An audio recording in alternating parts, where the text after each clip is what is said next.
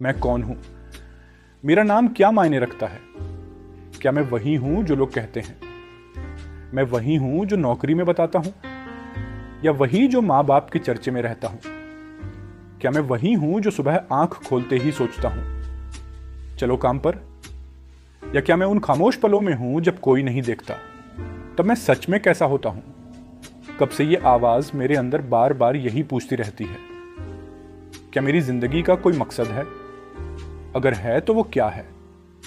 पैसा, सम्मान, या कोई और चीज, कोई शून्य जिसे मैं भरना चाहता हूं? कभी लगता है कि मैं बस किसी रोल निभा रहा हूं, बेटा, पति, दोस्त, कर्मचारी, पर मेरे भीतर कौन है?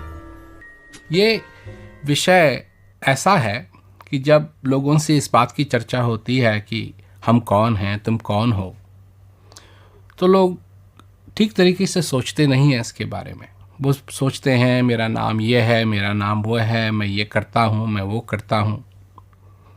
और अपने सपनों में लोग खोने लगते हैं कि मेरे साथ ये होना चाहिए, मेरे को ये चाहिए, मेरे को अगर ये हो जाए तो मैं और बढ़िया हो जाऊंगा। और इन सब चीज़ों में मनुष्य लगा रहता है। परंतु समझने की बात यह है कि हम कौन हैं, क्या हैं हम। हमको ये मनुष्य शरीर मिला है और ये समय है हमारे पास। दो चीज़ें होती हैं, एक तो हमारा जन्म हुआ, अब ये ज़िंदगी है, पर हमारा जन्म हुआ, वहाँ से ये ज़िंदगी चालू हुई, और एक दिन हमको उसी में मिलना है जहाँ से हम चालू हुए। ये सारे पदार्थ जिनसे मनुष्य बना हुआ है, फिर जाकर के इन्हीं पदार्थों में लीन हो जाएंगे। प्रश्न ये होता है कि हमारे जीवन के अंदर क्या हम ये समझ पाए कि हम कौन हैं, या अपने सपनों में ही हम लगे रहते हैं। कभी ये ख्याल आता है कि अगर ऐसा हो जाए तो अच्छा है, ऐसा हो जाए अच्छा है, पर इस तरफ हमारा ख्याल नहीं जाता है कि हमको क्या मिला हुआ है। सब लोगों के सपने, सब लोग समझते हैं कि अगर ऐसा हो जाए, ऐसा हो जाए, ऐसा हो जाए तो अच्छा रहेगा, पर इस तरफ लोग विशेष ध्यान नहीं देते हैं कि हमको मिला क्या है।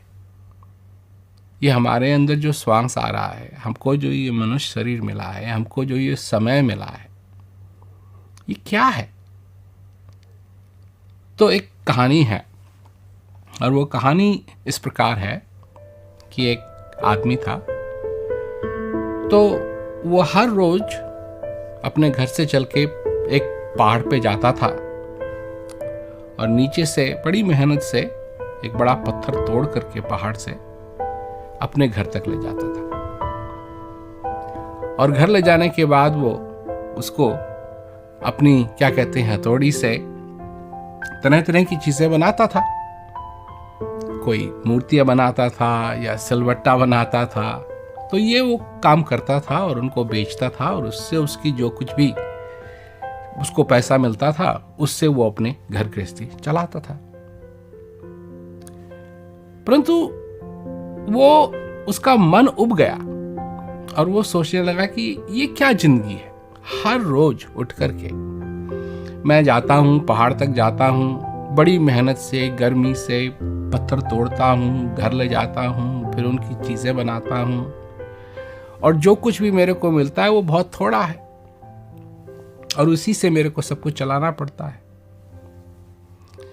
तो एक दिन वो एक सड़क से जा रहा था, और एक सड़क के किनारे एक दीवार थी, और दीवार के पीछे एक बहुत ही सुंदर और बढ़िया मकान था।